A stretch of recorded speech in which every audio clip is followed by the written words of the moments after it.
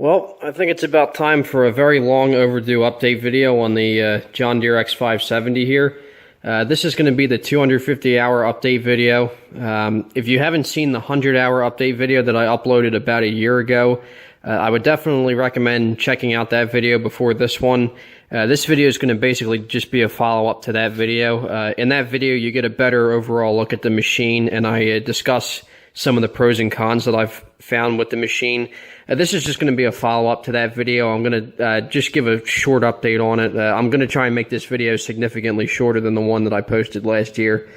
But anyway, I know I'm a little bit late making this video. I've been saying for about a month now that I've been going to upload this video, but I've just been so busy lately. The grass was growing like crazy, and I just didn't have any time to bring the machine in the garage, clean it off, and tune it up, and make a decent video on it. So I feel kind of embarrassed, but the machine actually has about 280 hours on it now, as you can see. So yes, I am a little bit late, but I figure, you know, better late than never.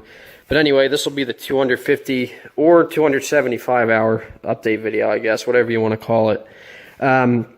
I want to start off by just touching on a couple comments that I've seen over the past year, especially on the 100-hour update video. I've noticed a lot of people have been saying things like, oh, if it has a vertical shaft engine or it's belt driven, it's not a real garden tractor. Truthfully, that's pretty inaccurate. A lot of people don't realize this, but many of the early garden tractors from the 50s and 60s had some sort of belt drive system. Wheel Horse, Boland's, Jacobson, even the Cub Cadet original had a belt going down to a drive shaft. So all the early garden tractors that people have come to love and, you know, appreciate 50, 60 years later, they all had some sort of belt drive system as well. Both of these tractors here are belt driven, the 110 and the 210. You can see I got the 110 torn apart here. I have the Transaxle out getting rebuilt. But anyway, the fact that the tractor has a belt running the transmission really doesn't take away from the fact that it's still a heavy built machine, and it still should be considered a garden tractor. If you're looking to purchase a new machine and you're dead set on getting a shaft drive tractor because you don't like belt drives or you think that they're weak and they don't hold up, you're really just causing yourself more headaches. As far as belt driven machines go, this powertrain combo that comes in this series, the X500 and even the X300 series, is pretty much bulletproof. It's pretty hard to kill a belt drive machine. Now, you know, if you're one of those guys that likes to build these lawn and garden tractors into racing mowers and pulling tractors and stuff like that, and you're always beating on them and everything, yeah, the belts are going to slip and the belts are going to break. But if you're easy on them and you do all the regular maintenance and you don't abuse the machine, the drive belt will last just as long as any shaft drive will. And believe it or not, shaft drives do have their share of problems, especially like on the old Cub Cadets that use a straight shaft with no U-joints. You know, the shafts can wobble, the joints can wear out. I have had to replace a couple drive shafts on my Cub Cadet tractors in the past, so I love having a shaft-driven machine like my 140s, but they do have their share of problems. So I'm just trying to make a point here that just because like an X500 series tractor or something in this class has a belt drive, doesn't take away from the fact that it's still a really heavy built machine. A telltale sign of a garden tractor is the 5-lug rear wheels. Garden tractor manufacturers have used this same bolt pattern for many, many years now. And obviously it's more sturdy than the typical axle key and snap ring that a lot of the cheaper lawn tractors use these days. So that's a telltale sign that you have a garden tractor. The fact that it's belt drive really doesn't affect that. Another thing I want to mention, a lot of people don't seem to think about this when it comes to purchasing a new lawn or garden tractor. But since most people in today's market go out to buy a tractor just to mow their grass, you don't see a whole lot of people that go out to buy a tractor specifically for doing grunt work like you used to back in the day. Most people go out to buy one of these machines just to mow grass anymore. One thing you have to realize with a machine like this is about 75% of your horsepower has to go to the PTO to run the mower deck. So that only leaves about 25% of the horsepower left to, run the transmission. So on a machine like this with a vertical shaft engine, it only makes so much sense to have a belt drive running to the rear instead of a shaft drive, because the shaft drive just takes away so much power from the engine. For a machine that's just being used to mow grass and nothing else, truthfully, you don't really need a drive shaft. Honestly, it's more headaches than it's worth. Now, if you're doing garden work with it, like direct ground engaging work, or you're using a rear PTO, that's a different story. But for just mowing grass, this setup here is fine. The engine has plenty of power to run the 48-inch Excel deep deck, and it still has enough power left over to run the K72 Transaxle. I haven't had any problems with this Transaxle. It pulls great. It pulls up hills just fine, just like any shaft-driven trans. And I've done the usual maintenance on it. I changed the oil after 200 hours, and that's pretty straightforward. For what the machine's worth, and considering all the other options you have on the market, for this type of money, the K72 is probably the best transaxle you can get. As I've mentioned in the past, we purchased this tractor to do a lot of commercial mowing. I have about 12 accounts that I mow, at least this season. It fluctuates every season, but this season I have about 12 accounts that I mow. So, for what I need, the X570 is a great commercial mowing tractor. I've owned a lot of garden tractors over the past 6-7 years. And I can definitely say without a doubt, the X570 is by far the nicest mowing and smoothest and most comfortable machine to operate. As much as I love the old garden tractors, at the end of the day, there's just no comparison in terms of comfort and efficiency. I was without the X570 for a couple weeks earlier in the season. I'm going to touch on that later in the video. But while I had the X570 out for service, I was stuck using the 210. And while the 210 is a tough and rugged tractor and it's reliable, it's not really comfortable to operate, and it's also not the most efficient machine either. It burns oil. I have to keep topping off the oil like once a week, and uses a lot of fuel. That 16-horse Kohler is a bit of a gas hog. So while the 210 is a tough and reliable tractor, at the end of the day, you just can't beat the reliability, comfort, and the efficiency of the newer machines. So when I was without the X570 for a couple weeks, I missed it a lot, because this thing just, it lets me, breeze through my lawns. It cuts exceptionally well, and it's real comfortable and smooth to operate. And it actually cuts pretty well, even at high speeds, thanks to the deep shell mower deck. I'm actually kind of glad we waited another year for the new X500 series to come out, because 2015 was the last year for the C series mower decks, and then they came out with the A series, the Excel Deep, and I'm really glad we waited until they came out with this new style mower deck, because it's the best cutting deck I've ever used. For a 48-inch deck, it's really, really heavy. I said in the last update video that I was having a little bit of difficulty installing and removing this deck. But truthfully, I'd only had it off, 2 or 3 times in that video. Now I've had it off at least 10 times just for regular service.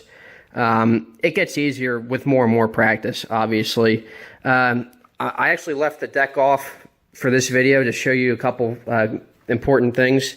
I mentioned in the last video, the 2 J-pins that are used to attach the mower deck to the rock shaft can be a little bit difficult to remove. These are actually the only 2 attaching points on the entire deck. You have these 2 J-pins here that hook up to the rock shaft, and then you have the front mounting hooks there where the draft plate hooks into. And then, of course, you have the belt that goes on the PTO. But all the force is exerted on these couple pins here. So with the way they come set up from the factory, these pins can be a little bit difficult to pull out. So what I recommend doing is backing off the lock nuts just a couple turns. That gives you enough room to pull the J-pins out all the way, because otherwise, with the way they're torqued from the factory, they're just a little too difficult to release, and they can make removing the mower deck a bit of a nightmare. So definitely recommend backing off those lock nuts. It'll save you some headaches in the future, and it makes the deck so much easier to remove.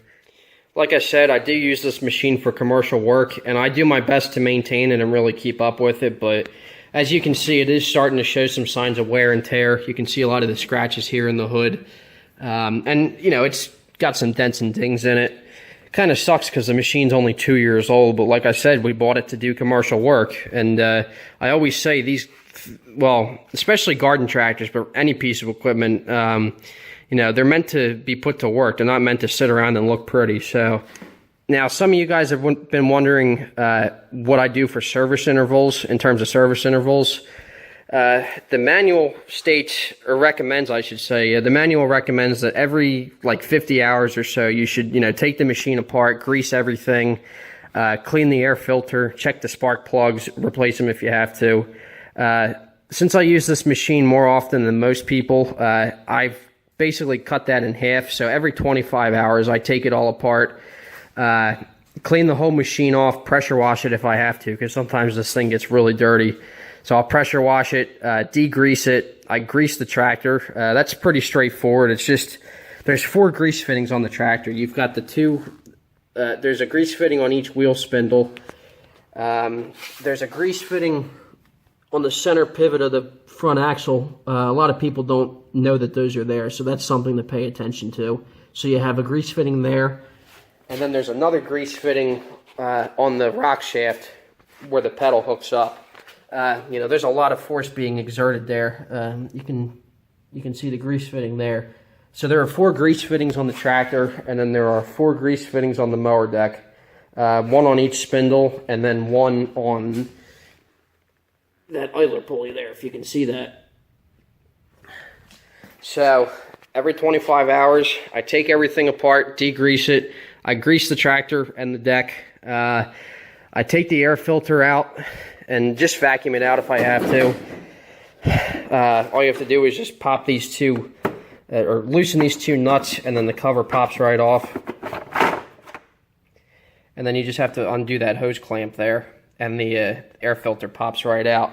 That's a really heavy-duty air filter system. That's one of the things I love about these Kawasaki engines. Just to be safe, because I do so much mowing, I change the air filter and I change the spark plugs every 100 hours. And every 100 hours, I also take the flywheel screen off and I unbolt the flywheel shroud here. It's just a couple 10mm bolts and the whole thing lifts right off. And I take that off and I vacuum out all the grass and debris that gets sucked up into the flywheel shroud. A lot of people forget to do that, and that's very important to keeping these engines running a long time.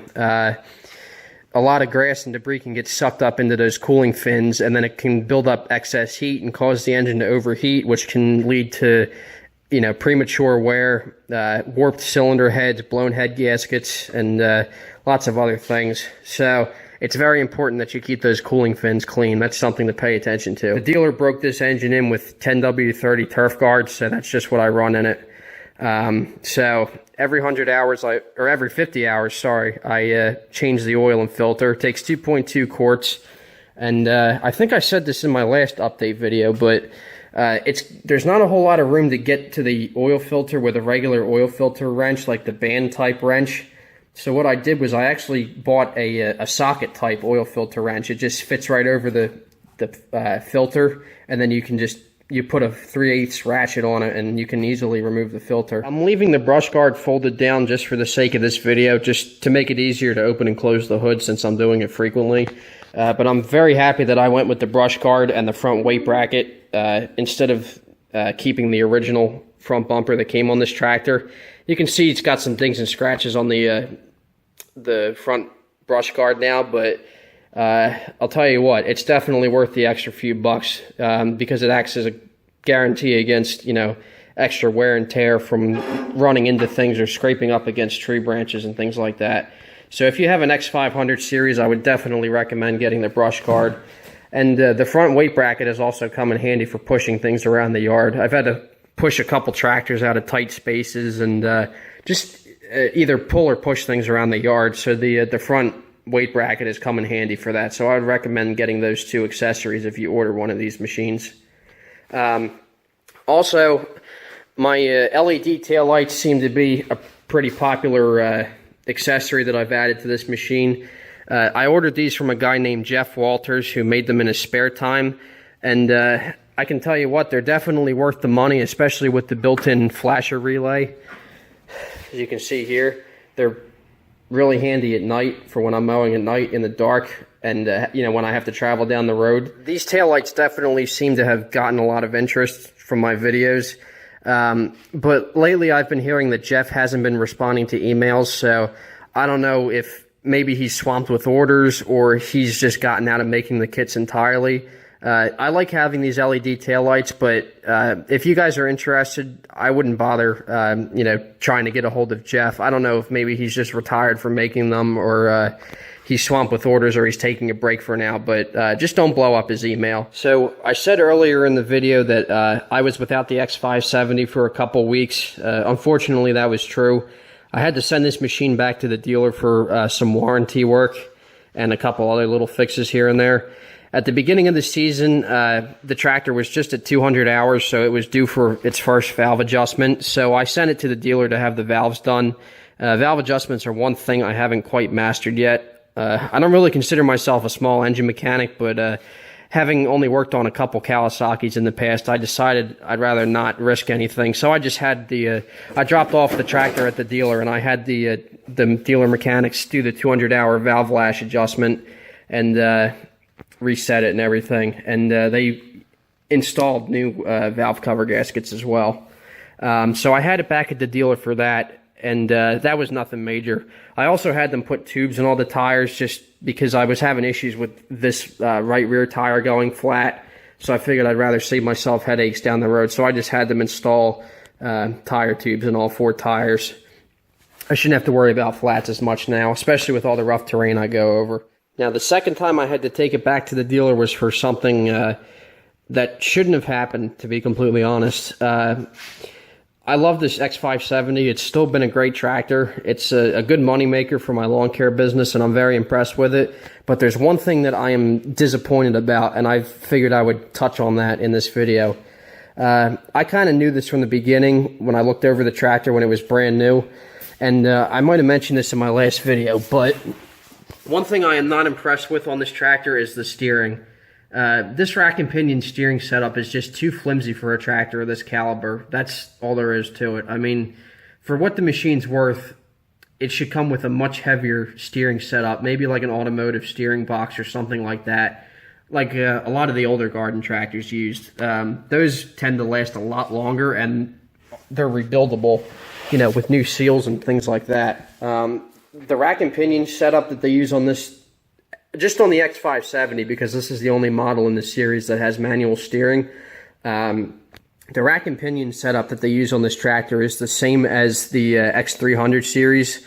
I guess they did that just to save on cost, but it's too flimsy for a machine of this caliber, especially for a garden tractor. The issue I was having with this steering was it actually chipped the teeth off of the sector gear, as you can see there. I'll put a picture in the video, but it actually got so bad that it wore the teeth off of that sector gear.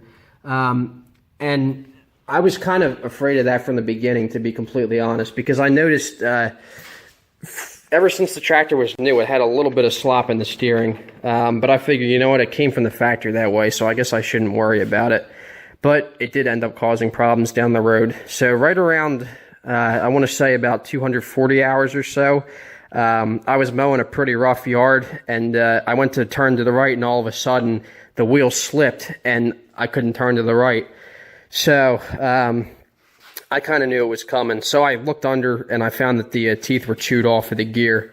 And the way they come set up from the factory, the pinion gear, there's so much space between the pinion and the sector gear that there's just enough play for the teeth to slide over top of each other and miss.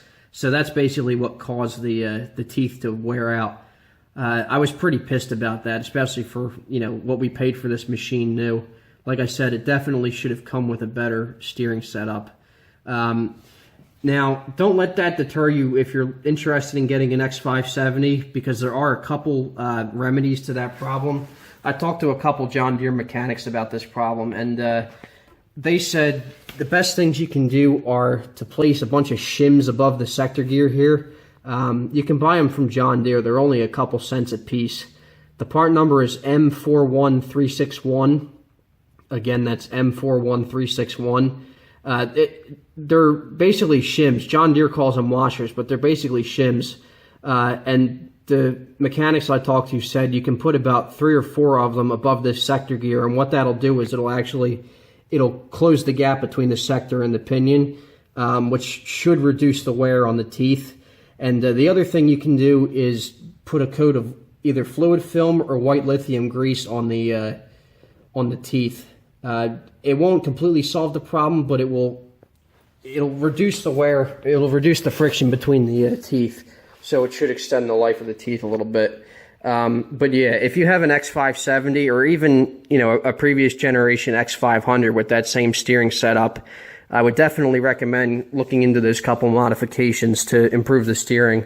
The steering is easy and effortless. I mean, I can steer it almost with one finger like power steering, but it's just too flimsy for this machine. If you have a lot of rough terrain to mow, like a real bumpy yard, or you're climbing a lot of hills, honestly, I would recommend moving up to an X580 or X590 just for the power steering. I usually say that you don't need power steering if you're not running a loader or snowblower, but this is an exception because the rough terrain will just destroy the gears on the for the steering. So, like I said, unless you have a smooth piece of property and you don't really have many bumps that could hurt the steering setup, I would go with an X580 or X590. Otherwise, the X570 is still a great machine. The steering is just the one major thing to look out for. And I was pretty pissed about that, but the dealer was nice enough to replace it under warranty. So at the 300-hour service mark, I think I'm going to take the sector gear out and put those shims in there, and that should reduce some of the slop in the steering. So if you have an X500 or X570, or even an X300 series with those same parts, I would recommend doing that upgrade. So that'll save you some headaches down the road. But anyway, that's basically it for the X570 250-hour, or I guess you could say 275-hour update video. I wanted to make this video a lot shorter than the last one because there's not as much to go over. I just wanted to give you an update on the condition of the machine, let you see it as it currently sits. I made a video around the 250-hour interval last month, but it was really hot outside that day, and truthfully, I just wasn't in the mood to make a decent video, so I decided not to upload it. And figured I would just redo the video. I don't like to produce crappy videos for you guys. I try and really make good quality videos, especially since these X570 videos on my channel have become really popular. So I apologize for being like a month late with this video, but like I said, better late than never. So as always, please comment, rate, and subscribe if you like the video. And feel free to comment any questions that you might have. I'd be glad to answer them, and thank you guys for watching.